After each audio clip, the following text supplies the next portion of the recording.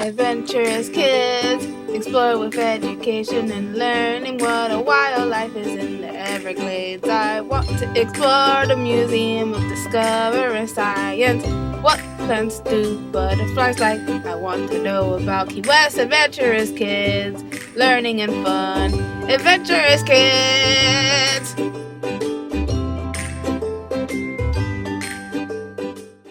Today I'm going to tell you about women's suffrage. Women's suffrage is the right of women to vote and to hold an elected office. Women had few rights in the early 19th century. A woman could not attend college, own property, keep wages if she worked, they belonged to her husband or father, or have custody of her children if she divorced her husband for any reason, among other things. In the late 19th and early 20th centuries, many women started to campaign for women's rights. The focus of their attention? The right to vote. This became known as the suffragist movement. The first women's rights convention in the United States was held at the Wesleyan Chapel in Seneca Falls, New York on July 19th and July 20, 1848. Women that were leaders on the subject were Elizabeth Cady Stanton and Loretta Mott, and they were in charge of the meeting. The resulting talks ended up in everyone agreeing that women in America were not seen as real citizens, and they began discussions on setting up a movement to demand the vote for women. The main outcome of the meeting was a Declaration of Sentiments,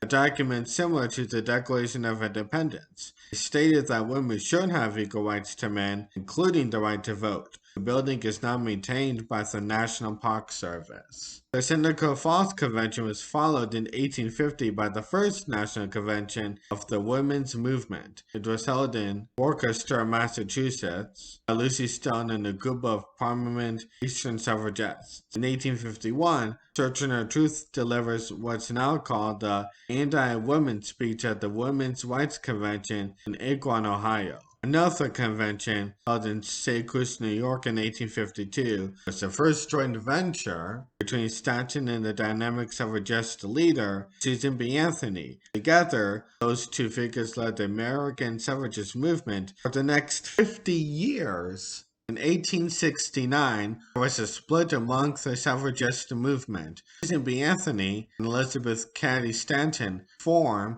the National Women's Suffrage Association. The primary goal of the organization is to achieve voting rights for women by means of a congressional amendment to the Constitution. Lucy Stone, Henry Blackwell, and others formed the American Women's Suffrage Association, which focuses exclusively on gaining voting rights for women through the individual state constitutions. In 1890, the two organizations united under the name National American Women's Suffrage Association, or NAWSA, and worked together for almost 30 years. Terry Chapman Catt led the association starting in 1900. In 1869, the Wyoming Territory granted the right to vote to women. Later in 1890, Wyoming only agreed to join the Union as a state if women would be allowed to vote. In 1893, Colorado became the first state to adopt an amendment that granted women voting rights. Soon other western states followed, including Utah and Idaho in 1896 and Washington State in 1910. More and more states began to make amendments to their constitution, and